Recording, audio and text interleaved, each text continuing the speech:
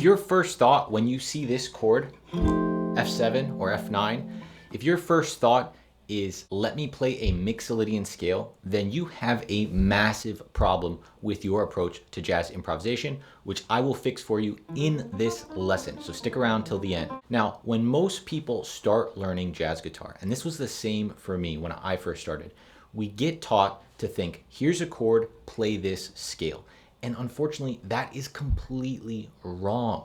This is the way that jazz academics teach it because it's nice and comfortable, it fits. It's very easy to say this scale, this chord, those go together. But fortunately or unfortunately, depending on how you think about it, jazz is a bit more complicated and creative than that. And if we look at how actual musicians, how they solo and how they approach this music, we start to go away from this scale theory concept, this chord scale relationship. And this is not something that I'm coming up with. This is not something that I'm the only one who talks about at all. Don't think about the scale.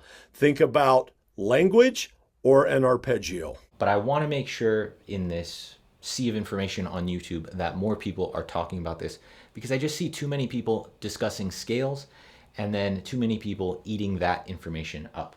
So what do we do instead? So again, the way you're taught, you have this F9, you play F Mixolydian. Now the problem with playing scales when you're improvising is that your solos sound like you're playing scales. And there's no way to get around this. This is the same process as if I was trying to teach you English and I said, here are all the letters of the alphabet. Now just mix up the order, get creative with it. No matter what you did, what you say is not going to sound like anything, definitely not English, to anyone who you want to communicate to. It'll sound like you're speaking gibberish, and that's what it sounds like when you're playing based on scales. So instead of that, we have to play using language. Now that's a very, very broad concept that we need to dig into. So let me show you some proof here of how we can start to get beyond this scale approach and start to think about improvisation in a much more creative and freeing way. And we'll start off by looking at this Charlie Parker idea.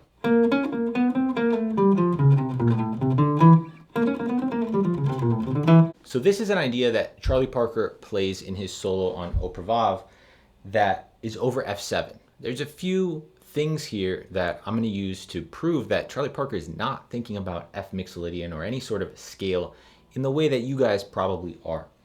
And let's break down this idea that he's playing here.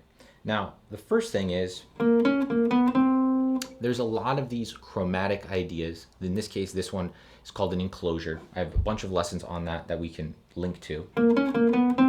He's focused on this note C. He's targeting that note. So very different from trying to play a scale. He's using a specific shape or device, a sequence of, you could think about it like finger patterns on guitar to get to a certain note.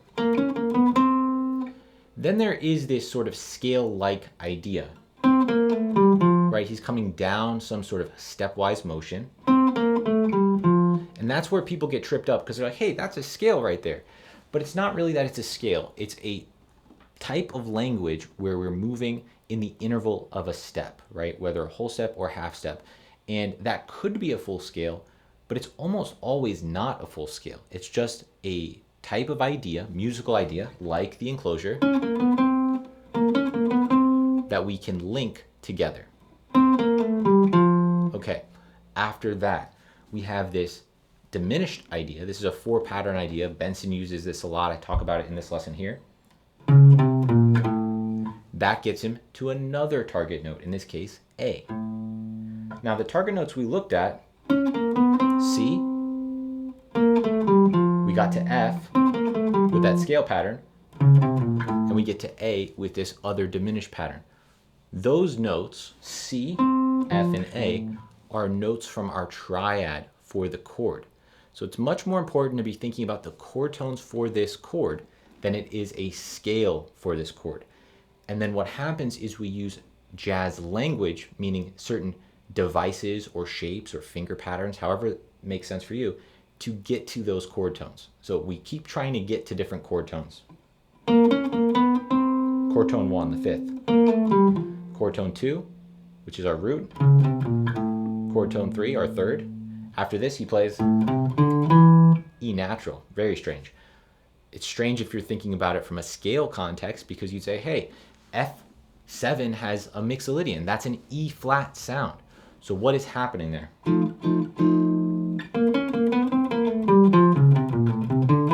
It's because he's not thinking about the scale. He doesn't even play the E flat. Okay, so that is how Charlie Parker is approaching improvisation, but I'm definitely not an improvisational genius, and you probably aren't either. So how can we start to get this kind of approach into our playing? I want to show you a very specific shape that when you play this, you can play it from any starting note, and when we do it, all we have to think about is resolving to a chord tone. That's what Charlie Parker is doing in this idea, and I'm going to show you how we can do that with this specific shape. Now this is a cool one. It's two different kind of arpeggios linked together, so it works really well if you want to ascend up the fretboard. It also works really well if you want to play this idea fast and work it up. Okay, so we're going to do this all over F7. And our first pattern, we'll start on C, but it's the same exact fingering and shape, meaning you're going to use index, pinky, ring, index, slide down to the index, pinky, middle, index. That's the shape we're going to use. We're not going to analyze any of the notes that I just played because it doesn't matter. What does matter is what I play after that. What I play after that is all about some idea to get me to a chord tone of F7. That's the idea. We play this. Well, where's my closest chord tone? F, right there. So we can play that over F7. Okay, that's our first one. Let's move up to D and let's do the same exact shape. Now I'm on A flat, my closest chord tone, A. Let's play A to C. Real quick, if you're not comfortable with the chord tones of F7, F, A, C, E flat. That's what we're targeting. You can play it fast if you want to, but you don't need to. All right, let's move up to E flat.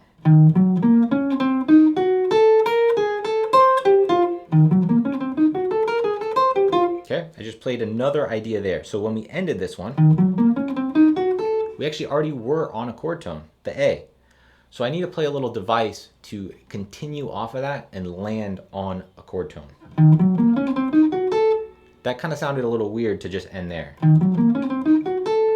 So you can do this kind of chromaticism of going up a half step and then before, and that's a little bit of a two-note enclosure to get back and target that chord tone of A. Okay, let's do it again. Now we're gonna move up to F. And I'll do it here so that this is a little bit low down there.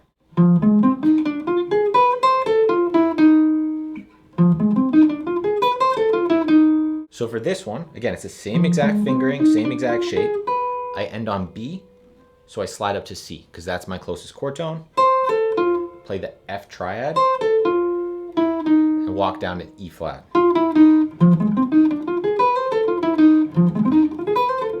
If you want to practice any of these ideas, you can get the full PDF for free. Just sign up to the mailing list down below, send it to you for free. All right, so starting on G. Again, so we ended on D flat. My closest chord tone is C. I could end there, but I like going up to E flat. Cool. Let's do A. This is another example where we end on a chord tone already, so we need to do some sort of chromatic device to retarget the chord tone. So after that E flat, I'm just gonna go up to my next closest chord tone, which is F. It doesn't matter that I'm hitting an E natural right on the downbeat.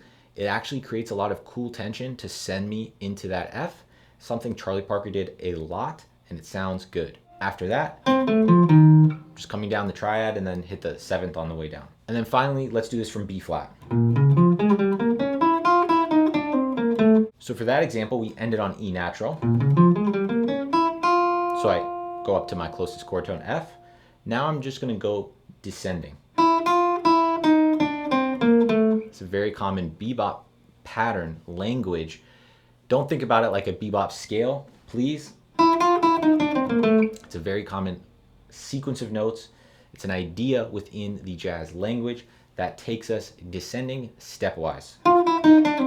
It's not a scale in the sense that we're not forming chords off of this. Anyways, so this covers this shape. And so you can use this shape and use it then to create tension and then resolve to a chord tone. And that is the essence of what's happening in jazz improvisation.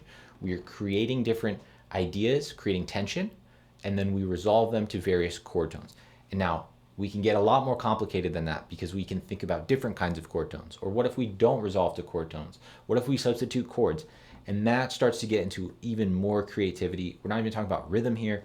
There's so much more to this, but it's not about scales. It's not about knowing more scales or learning more scales. And this is something actually that Corey Christiansen and I were discussing in a recent masterclass that he did inside Chase's Guitar Academy. And he was discussing this idea over a different Charlie Parker lick from Now's the Time that's also very fast and very cool. Let me just play it for you actually. 3, 4, Now Corey plays it like light speed. 3, 4, So in this idea, we're talking about this as language. And what I was sharing with Corey was that the way I think about this is through essential jazz patterns that connect to form essential jazz vocab. And Corey confirmed that he also thinks about jazz improvisation in this way. Most of you will be better players if you start developing more language and don't worry about the scale. Corey, I Yeah. talk about this with them as like what I call essential jazz patterns, which have Bingo. either like 5-3-2-1, 1-2-3-5, and then this connects into what you're saying about when we see that language used, they apply it Yes. over different chords, right? Yes. Like a 1-2-3-5 on F What applied over D minor.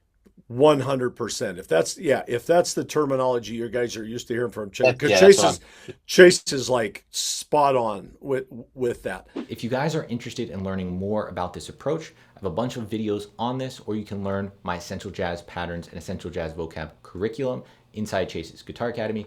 Again, you can get the free PDF for this lesson by signing up to the mailing list down below. All right, check out these videos, and I'll see you guys in the next lesson.